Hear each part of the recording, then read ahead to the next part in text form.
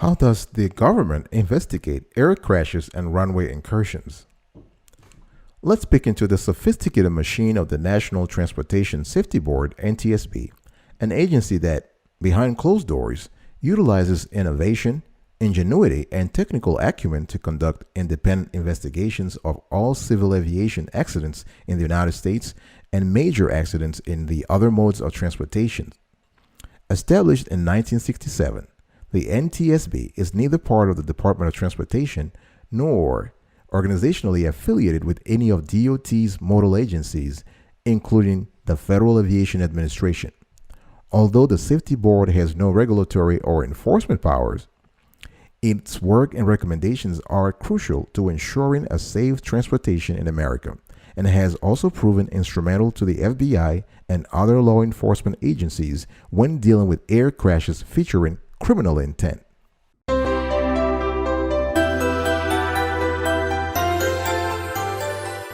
Welcome back, folks, to another edition of City QE. How are you doing today? I hope you are doing fantastic.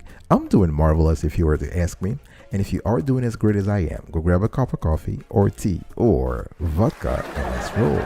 I want to talk to you about how the government investigates air crashes and runway incursions through the NTSB. So, who is in charge of the overall investigation? Meet the NTSB so-called GO team. At the core of the NTSB investigations is the GO team. The goal of the Safety Board GO team is simple and effective. Begin the investigation of a major accident at the accident scene as quickly as possible, assembling the broad spectrum of technical expertise that is needed to solve complex transportation safety problems. So the team can number from 3 to 4 to more than a dozen specialists from the board's headquarters staff in Washington, D.C., and those are assigned on a rotational basis to respond as quickly as possible to the scene of the accident. GO teams travel by commercial airliner or government aircraft depending on circumstances and availability. Such teams have been winging to catastrophic airline crash sites for more than 35 years. Think about it, 35 years, more than 3 decades. They also routinely handle investigations of certain rail, highway, marine, and pipeline accidents.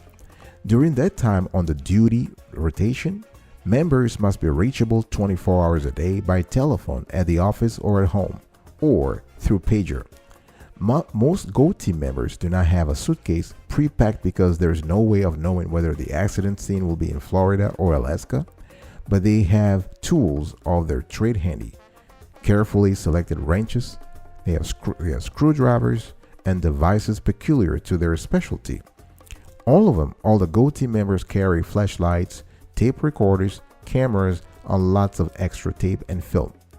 The GO team's immediate boss is the IIC, the investigator in charge, and this person is a senior investigator with years of NTSB and industry experience.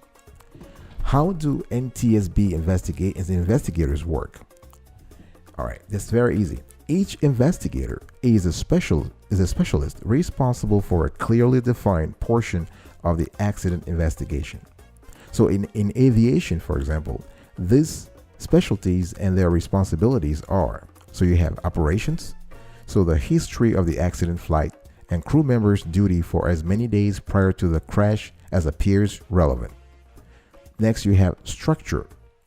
Here we're talking about the documentation of the airframe wreckage and the accident scene, including the calculation of impact angles to help determine the plane's pre-impact course and attitude.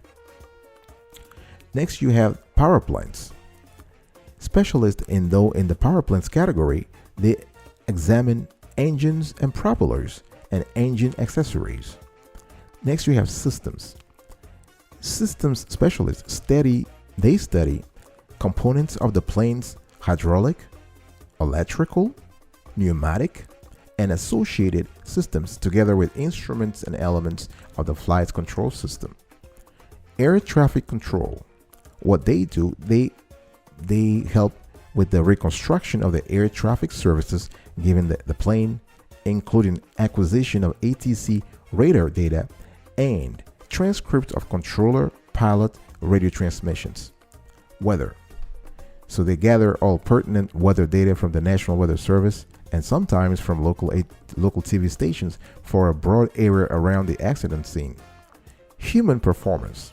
Specialists in this category, they study the crew performance and all before the accident factors that might be involved in human error, including fatigue, medication, alcohol, drugs, medical histories, training, workload, equipment design, and work environment. Those are all relevant to the human performance group. Now, you also have investigators who focus on survival factors. So here, documentation of impact forces and injuries, evacuation, community emergency planning, and all crash fire rescue efforts, what specialists call CFR efforts. So the picture I'm painting here is that you have an IIC, an investigator in charge, who oversees the whole umbrella. And under that umbrella, you have several angles to the umbrella: operations, structures, power plants, systems, air traffic control, weather, human performance, and survival factors. And each of those categories is manned by 2 or 3 specialists. I'll be right back right after this. Don't go anywhere.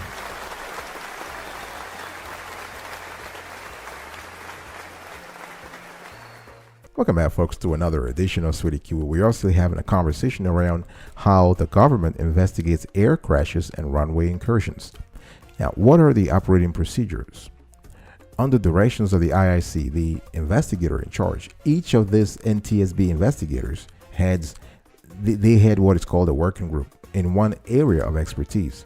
Each is in effect a subcommittee of the overall investigating team. So the groups are staffed by representatives of the parties to the investigation. So you have the Federal Aviation Administration, the airline, the pilots and flight attendants union, the airframe and engine manufacturers, and the like. So pilots will assist the operations group, manufacturers experts, the structures, systems, and power plants group plants. Often, added groups are formed at the accident scene. So aircraft performance, maintenance records, and eyewitnesses, for example. Flight data recorder and cockpit voice recorder teams assemble at NTSB headquarters. In surface accident investigations, teams are smaller and working groups fewer, but the team technique is essentially the same. Locomotive engineers, signal system specialists, and track engineers head working groups at railroad accidents. So the specialists at a highway crash include a truck or bus mechanical expert and a highway engineers. What I'm trying to say here is that whether the accident happens in the air, at sea, or on land, the procedures, the modus operandum is the same. Now, at least once during the on-scene phase of an investigation, one of the 5 members of the safety board itself, who accompanies the team, briefs the media on the latest factual information developed by the team. This is very important, factual. They don't speculate, they just say whatever they know. While a career investigator runs the inquiry as investigator in charge, the board member is the primary spokesperson for the investigation. A public affairs officer also maintains contact with the media. Confirmed factual information is released. As I said, there is no speculation over cause. At major accidents, transportation disaster assistance specialists also accompany the team to fulfill the board's responsibilities under the Aviation Disaster Family Assistance Act of 1996. The individual working groups, however, remain as long as necessary at the accident scene. This varies from a few days to several weeks. During 9/11, it was more than that. Some then move on to other tasks. Aviation GO team members, they respond only to accidents that occur on U.S. territory or in international waters. Elsewhere, the investigator is the government in whose territory the accident occurs, usually assisted by a U.S. accredited representative from the NTSB staff of IIC if a U.S. carrier or U.S. manufactured plane is involved. Let's talk a little bit about the party system. There's something called the party system. The NTSB investigates every year about 2,000 aviation accidents and incidents, and about 500 accidents in the other modes of transportation, talking about pipeline, marine, highway, rail. With about 400 employees, the board accomplishes this task by leveraging its resources. One way the board does this is by designating other organizations or companies as parties to its investigations. The NTSB designates other investigations or corporations as parties to the investigation when the agency deems those parties relevant and pertinent. So, other than the FAA, which by law is automatically designated a party, the NTSB has complete discretion over which organizations it designates as parties to the investigation. Only those organizations or corporations that can provide expertise to the investigation are granted party status, and only those persons who can provide the board with needed technical or specialized expertise are permitted to serve on the investigation. Persons in legal or litigation positions are not allowed to be assigned to the investigation. All party members report to the NTSB. Eventually, each investigative group chairman prepares a factual report, and each of these parties in the group is asked to verify the accuracy of the report. The factual reports are ultimately placed in the public dockets. I'll be right back right after this. Don't go anywhere.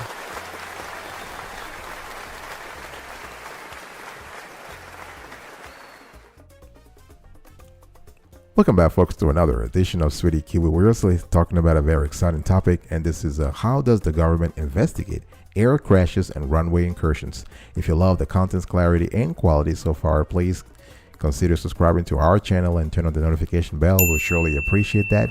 And also comment below if you have questions. We read all questions. Our team reads all questions, and the questions are relevant and pertinent. We will answer them. And also share this content and like. Let's talk about investigations involving criminal activity. In cases of suspected criminal activities, other agencies may participate in the investigation. The Safety Board does not investigate criminal activity. Remember, the board does not have enforcement authority. In the past, once it has been established that a transportation tragedy is in fact a criminal act, the FBI becomes the lead federal investigative body, with the NTSB providing any requested support. Let me give you an example. That will be the crash of a Pacific Southwest airline flight in San Luis Obispo, California on December 7, 1987. All 43 people aboard died in the crash of the Bay 146. Because of information conveyed over the radio by the flight crew shortly before the crash, the FBI instituted its own investigations parallel to the Safety Board's investigation to determine if a crime had been committed. Within days, it was learned that a former employee of the airline had boarded the plane with a gun and, while the plane was in cruise flight, had shot the flight crew, causing the aircraft to crash. When that was made evident, the FBI assumed control of the investigation. More recently, on September 11, 2001, the crashes of all four airliners were obviously the result of criminal actions, and the Justice Department assumed control of the investigations. The NTSB provided requested technical support. As a result of recent legislation, the NTSB will surrender lead status on a transportation accident only if the Attorney General, in consultation with the Chairman of the Safety Board, notifies the board that circumstances reasonably indicate that the accident may have been caused by an intentional criminal act. What are the safety recommendations here? Safety recommendations are the most important part of the Safety Board's mandate. People think they're not just sitting there and doing investigations, they also provide safety recommendations. The board must address safety deficiencies immediately and therefore often issues recommendations before the completion of investigations. Recommendations are based on findings of the investigation, for example, and they may address deficiencies, imbalances, inefficiencies that do not pertain directly to what is ultimately determined to be the cause of the accident. For example, in the course of its investigation on the crash of TWA Flight 800, once it was determined that an explosion in the center fuel tank caused the breakup of the aircraft, the board issued an urgent safety recommendation and 3 other recommendations in 1996, 4 years before completion of its investigation that were aimed at eliminating explosive fuel air vapors in airliner fuel tanks. The board issued an additional recommendation in 1997 regarding the detection of explosives and 6 recommendations in 1998 to improve fuel quantity indication systems. So when the board issued its final report on the TWA 800, the accident that happened in 2000, 4 additional safety recommendations were issued that focused exclusively on the aircraft wiring systems. You have now public hearing. The board may hold a public hearing as part of a major transportation accident investigation. The purpose of the hearing is twofold. First, to gather sworn testimony from subpoenaed witnesses on issues identified by the board during the course of the investigation, and second, to allow the public to observe the progress of the investigation. Hearings are usually held within 6 months of an accident, but they may be delayed for complex investigations. I'll be right back right after this. Don't go anywhere.